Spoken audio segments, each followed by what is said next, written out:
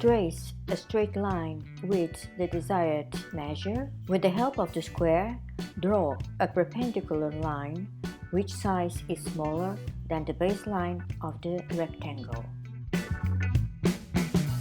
Draw the perpendicular line on the opposite side.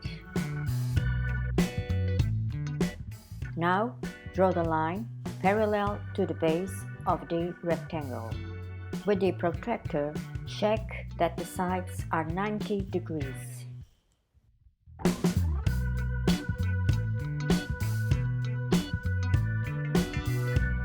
Draw a straight line. Mark a point on the line.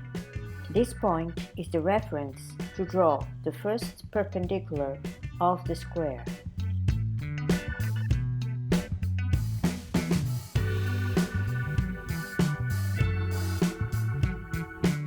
Define the side of the square with the opening of the compass. Keep that measure and mark the other vertices of the square. Now connect the sides with a ruler.